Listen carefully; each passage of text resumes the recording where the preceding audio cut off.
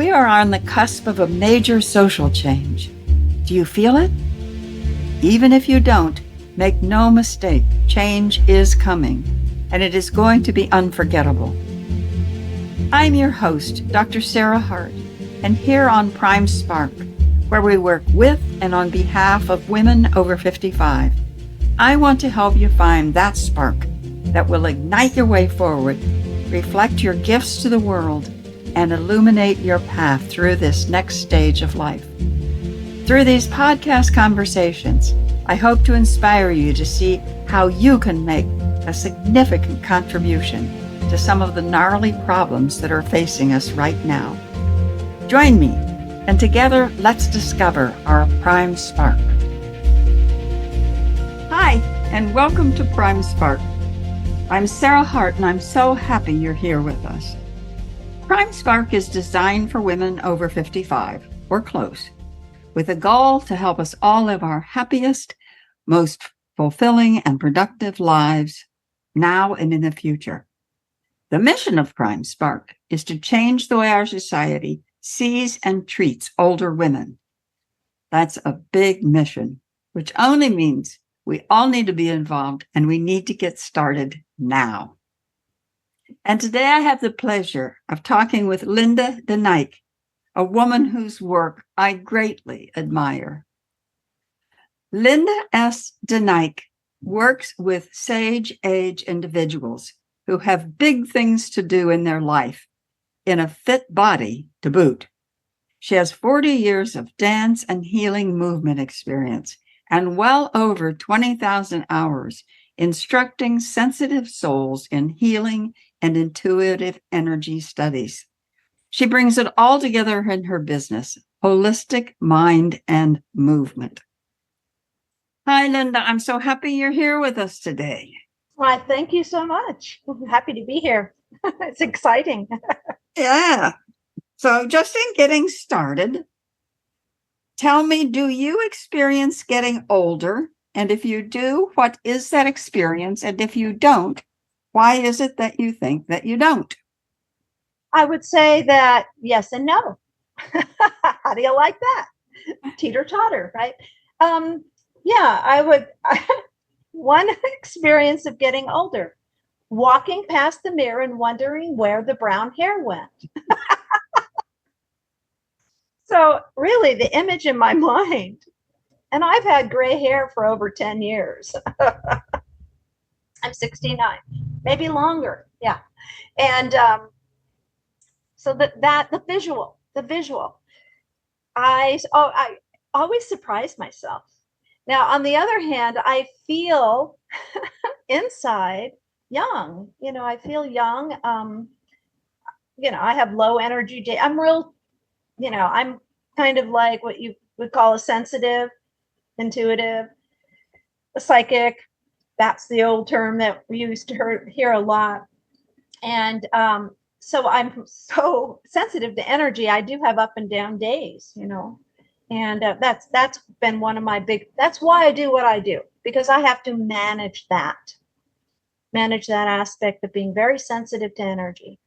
And but basically when I have a nice fresh practice, it is a practice, it's something you do regularly, I just feel young and youthful, and I move well. I move around physically well, and that can be different if I let those things go. So, yeah. Yeah. Most of the women that I talk to and ask that question, really many of them say that physically, sure, I see some differences, I feel some differences, but inside I feel young. I feel probably better than I've ever felt. I feel more me. I feel free. So I find it really interesting, and I don't know how long it's going to take our culture to catch up with what we're really like, because we're very young at heart. Yeah. So we're wise enough to know that we need to be. Yes.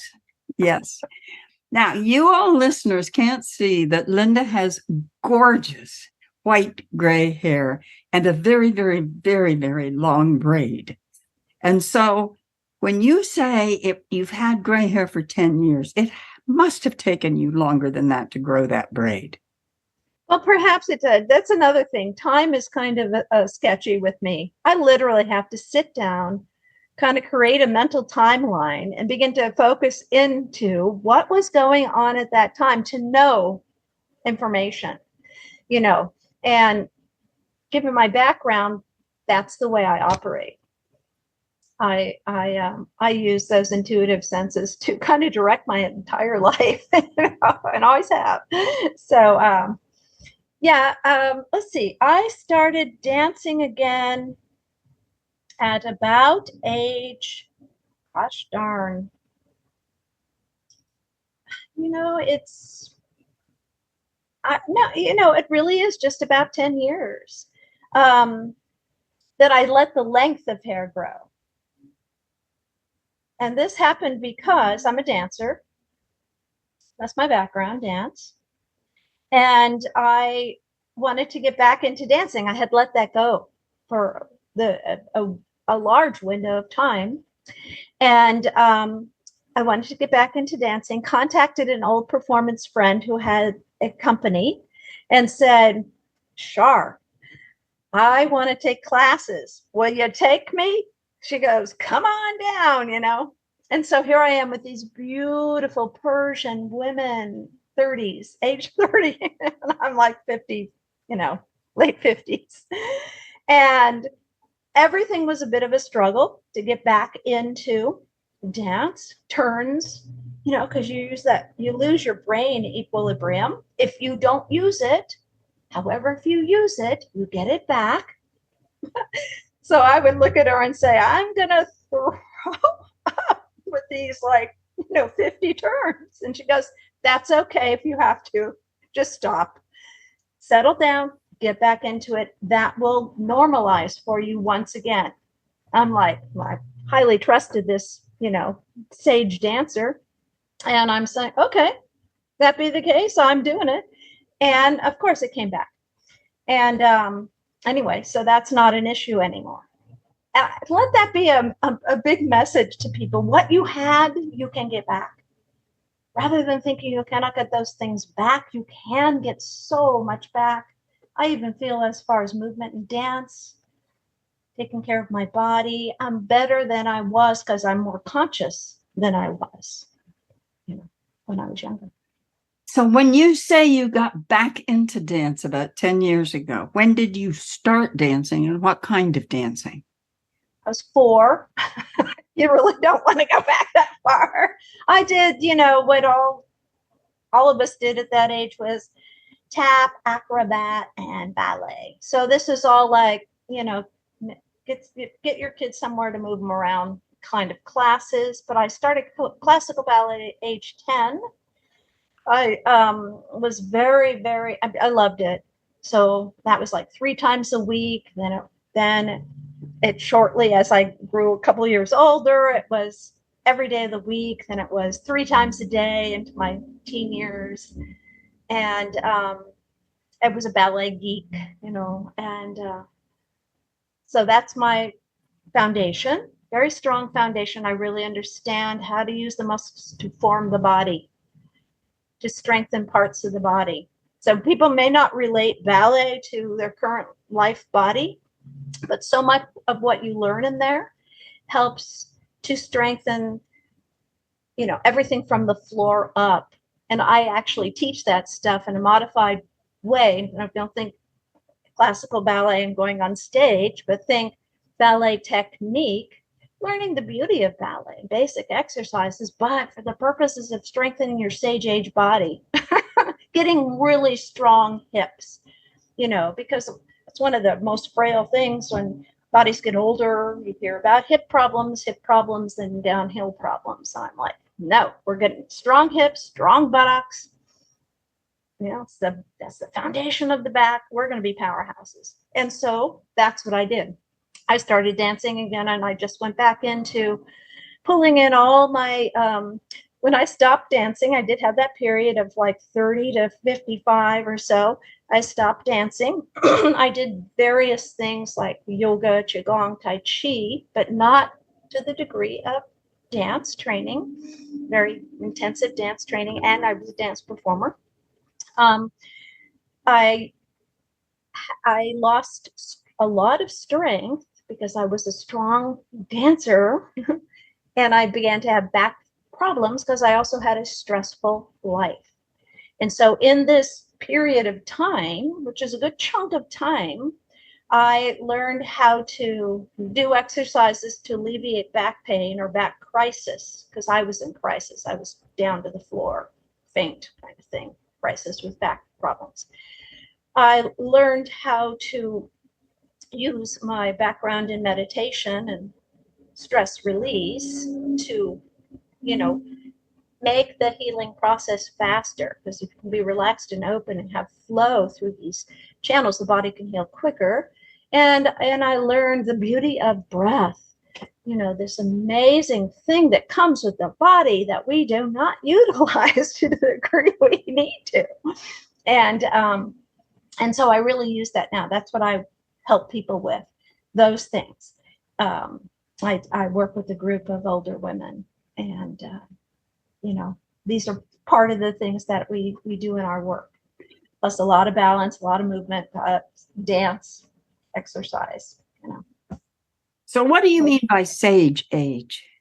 Well, I'm not a fan of senior, the word senior. I'm just not a fan of it. And so, I go into my mind thing, like the deep diver that I am. And I came up with, in one sense, I look at older women as having this body of wisdom because they've lived a full life and they know a thing or two. You can't get through life without knowing a thing or two. And to me, I always would say to myself, I'm going to live to 100 because think how much wisdom I'll have. Won't that be awesome? And so I'm like, sage, where really what you have, and I think this fits into what you do, Sarah, is like, if women can just speak of what they did in their life that they most likely disregard, other people listen with a jaw dropped, right? Because everybody's so uniquely different. And other people can spot your brilliance more than you because it's so common, right? And so I just feel like we're all teachers, which is what you want to bring out of people and get that energetics, hands held, get the women to notice. There's a whole bunch of women. Like, I think of this picture, I know I bounce, I'm sorry about this, that are sitting perhaps on a couch watching their favorite game show or TV when they have this brilliance in them and just talking and sharing stories and, in a sense, willing to up their game of understanding their own life. So there is some sense of self-development, maybe spiritual development, evolution that would come into play. I want to mobilize those people on that couch. I love want it. to get them to hold hands. I love it. And go into healing work and getting their bodies up and running, doing the things they may have dropped by the wayside. And in a way where they get the most benefit out of them. So, sage age, that's what I see this as. When we, like you say, the 55 are close, 50 and over, just really juicing all of that life experience to, and letting the brilliance shine. And once that happens, you're going to start evolving more. That's my belief anyway. So I want to come back to something you said. You said if you live long, you've learned a lot. You think that's true for everybody? I mean, is everybody after 50, 55 sage? I think there's a potential for it. I think if a lot of times if you can get past, so everybody has a personality, everybody has a wrapper, and not all that is bright and shiny wrapping paper. Some of it's got thorns, crinkles and crumples. But if you can get through, and if there were, it's a give and take, get through to like, what are their beliefs? If you work with people, it's the same old things. What are your beliefs? What do what is your faith in? Where have you been hung up? I just think getting people talking, but there has to be a willingness for, I'll call it healing, right? Maybe something that has been harbored as difficult in life really holds a ton of wisdom. If it can be reflected upon, to see, and I hate to say this too, what the lesson in it was. And so I feel like people understanding, the things I geek out about are like, that, uh, I'm a hypnotherapist or a consulting hypnotist. Basically, what that is knowing how the mind works and knowing how our mind was formed, the mind that we use every day, knowing what's in our subconscious, and that we use that as a Bible for how we act out our life. And that may not be on target information, and willing to just reflect upon that and letting adjustment take place as you reflect, which is kind of what can happen there. So yeah, I feel like everybody embodies wisdom. It may not be unleashed.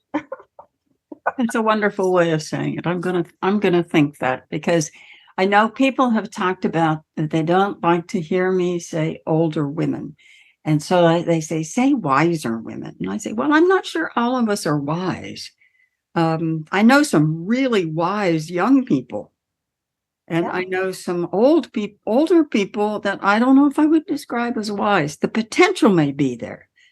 But Exactly. so I think that's interesting. So what what are the healing modalities that you use along with your dance? Okay, so we're talking about two different careers here. I had a dance career, performance career. So the part I loved about dance was, how does dance happen? How does the body move? But the other part of I loved about dance was when I would dance, I was in ballet class, I would love, my heart just flew open and I was just in this energy of expression of love. And so when I danced, it was beautiful. And I'm not trying to pat myself on the back. That's what I kind of feedback I got. And the way I felt, I can definitely claim that, felt beautiful. And it was just, I had the freedom to love in my body while I danced and expressed through dance. I didn't have this freedom at home. It was kind of an intense home life. And the other part is I wasn't good at verbalizing. So when this happens very often, sensitives feel everything, but they don't have a language for how to communicate what they feel. So I was really stunted in that area. So all of my expression was physical expression, and performance was just very easy for me because that would be a spotlight for, body speak. I could love and dance and be on a stage and do all that. That worked. I couldn't talk. So that's one career. Second career is I left that because I had this pull, this like, what is going on with me? And it was so intensive. And it was like my sixth chakra popped open. Didn't know what that was. And I got pulled. And where I started getting answers is to study psychic energy, study about energy, psychic abilities. Started to give me answers, but also in that kind of study, you're practicing energy practices. So it got me down to earth. It actually got me verbalizing, right? I couldn't verbalize, really hold a conversation. Didn't feel safe to hold a conversation. And, I did that for 22 years. So that was the next level of career. And so I bring those together because I can't leave the healing part out because it is me. So I, for a long time, would teach working with older bodies. I worked in a senior center. I worked with back pain relief. I worked with breath work. And I would speak as a person with that kind of background, but I wouldn't say, this is what you're doing. This is how you're working with your energy. You are opening up energy channels. You are da da da. I basically just started bringing that in uh, during COVID time. When I went online, I had to go online because I had to get out of the senior centers closed their doors. Right. So I I began to work with a handful of my students that were willing. Not all seniors are willing to go online if they're quite sage age. So you can look at that from many angles, sage age, many lenses, right? They don't want to deal with a computer. So I just had a small handful, and I went more that direction along with the rest of the work, and dance as well. So if somebody comes to you in person, let's say, because are you seeing people in person now? I'm seeing a small group of people. Just started working with them again in the clubhouse where I live. That's something I offered the women. And so I figured, I'm going to use this as a little R&D.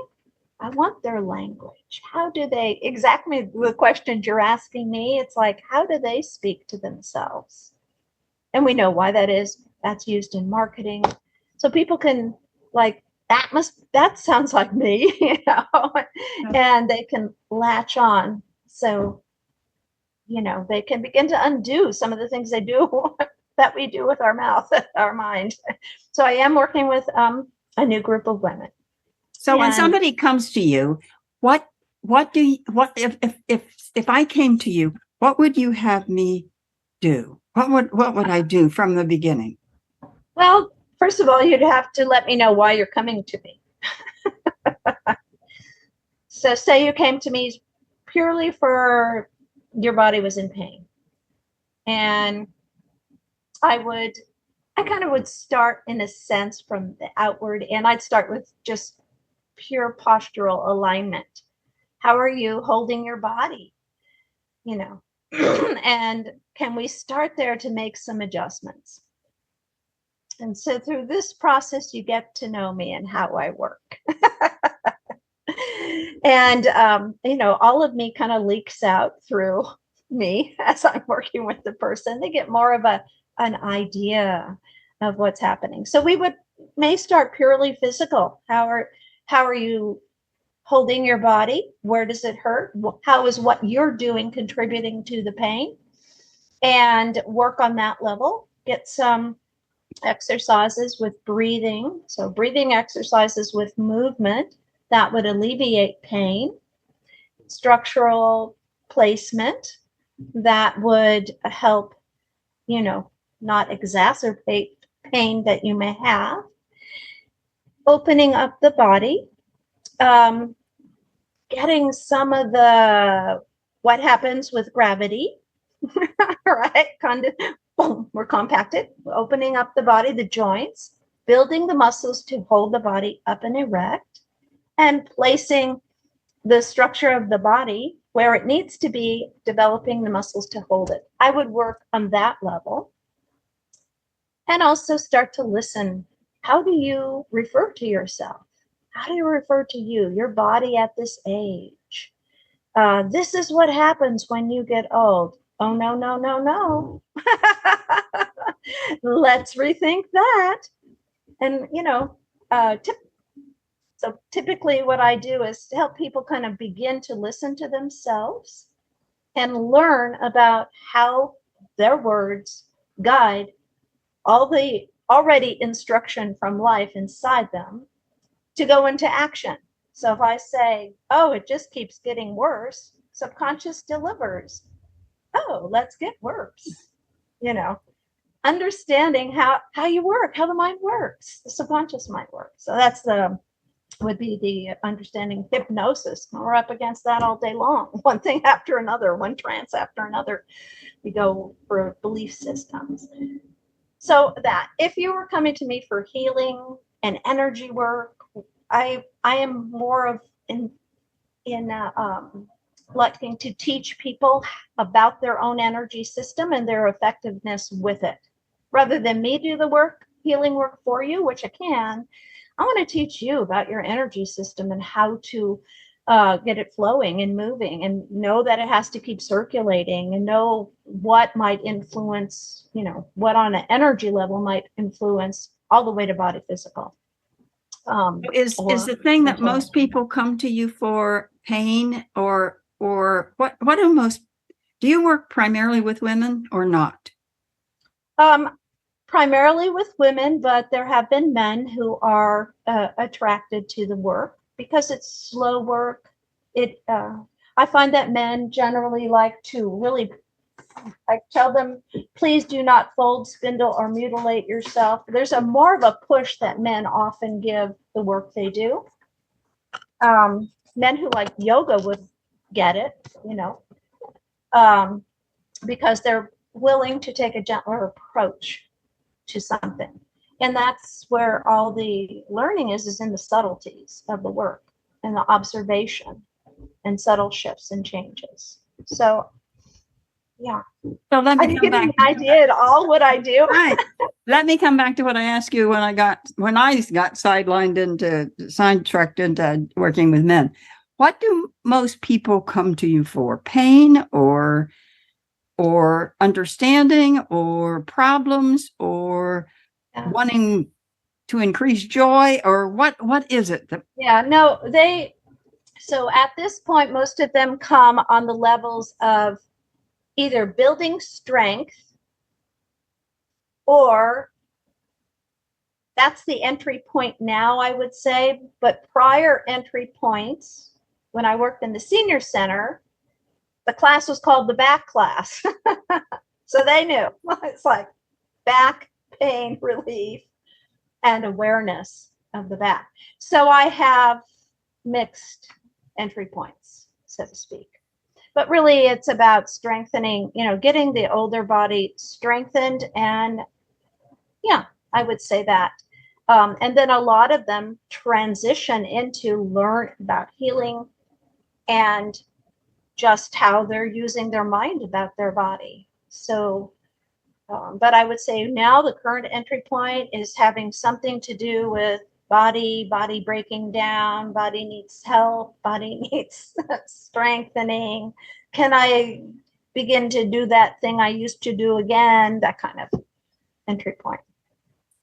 That's wonderful. So can you describe for us a particularly wonderful experience you had with working with a client at some point and what they experienced?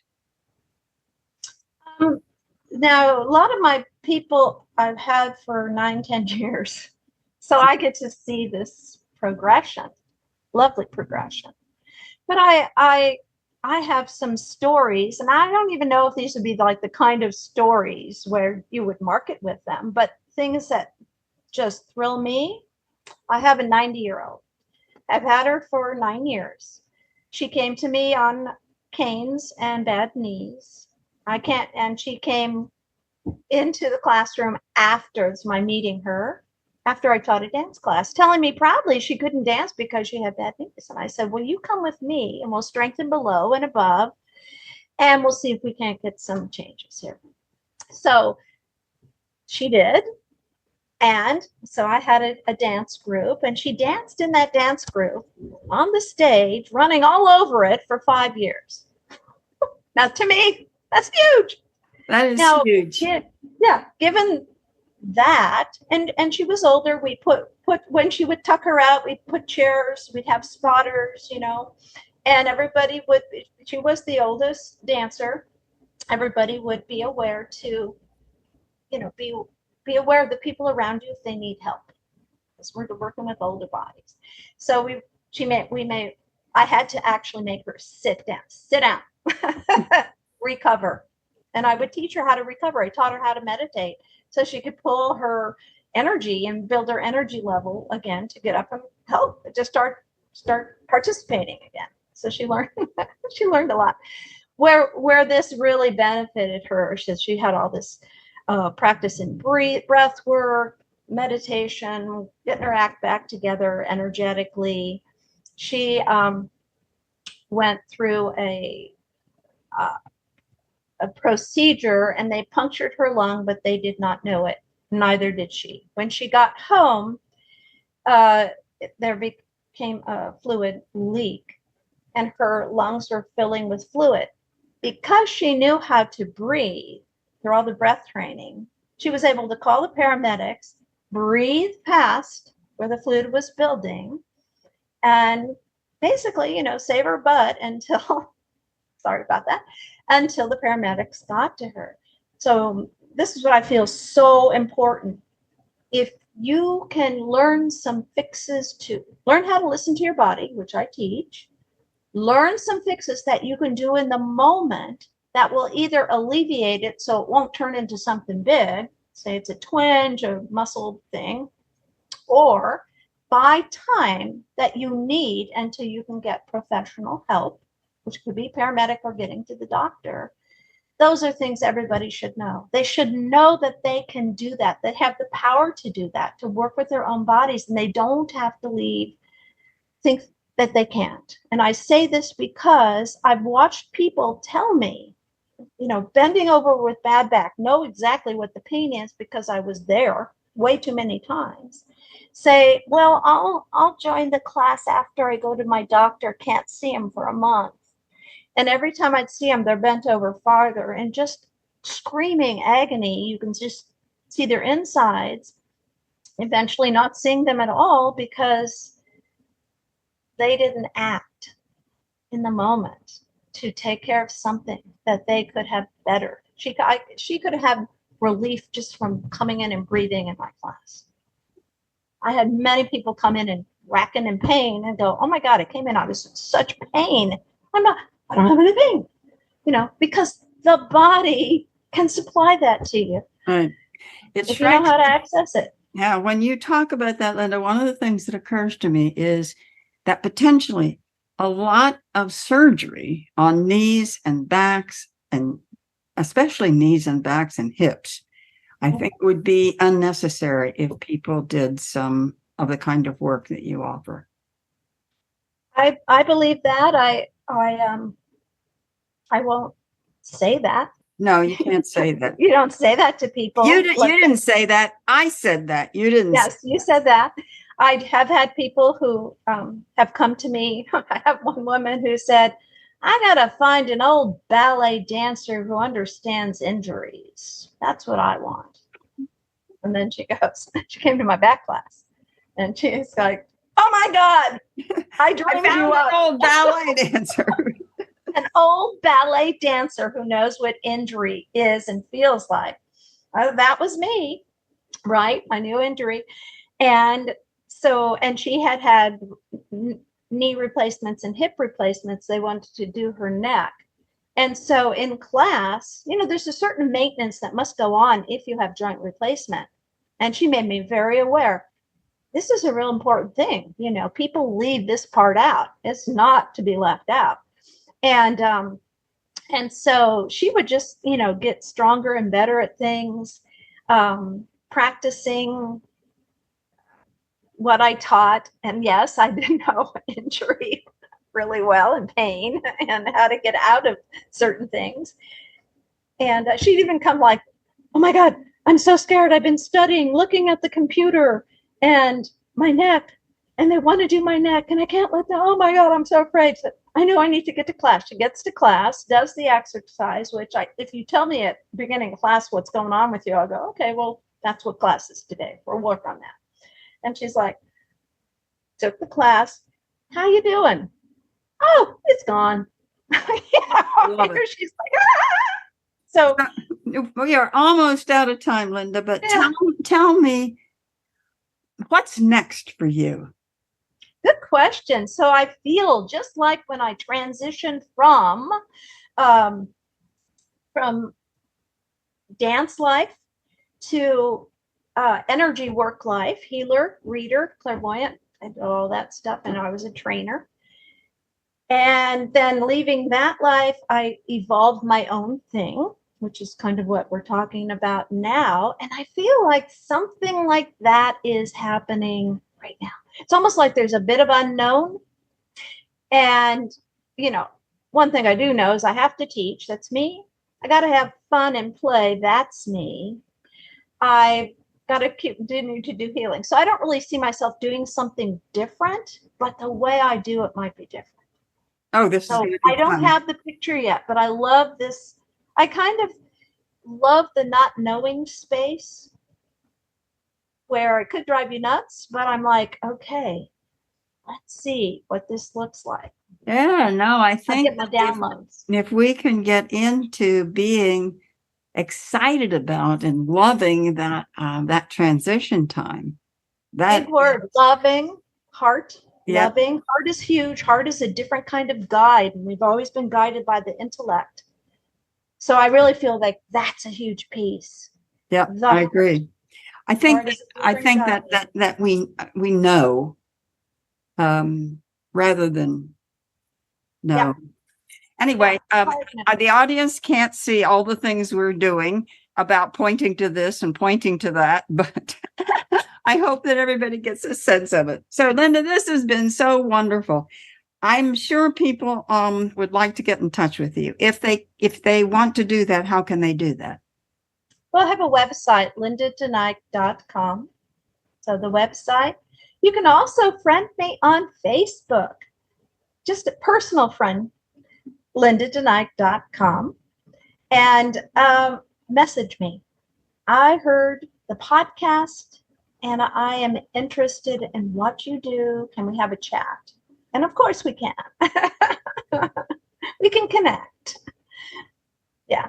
Okay, that's great. So that's our time today. Please Lovely. join us again. You can find out more about Prime Spark Podcast. You will find it on every popular outlet. You can find out more about Prime Spark at www.primesparkwomen.com. Thank you so much to my guest, Linda DeNike. It has been so much fun. And don't forget, you're welcome. You can find her at Linda DeNike. That's Linda, DeNike.com, lindadenike.com. Thank you for being with us. Spread tolerance and love. Bye-bye. Thanks for listening. If you enjoyed today's episode and would like to stay updated, you can head over to my website, primesparkwomen.com, and get my free Spark Guide, 7 questions to ignite your spark, to help you discover your own spark. See you in the next episode.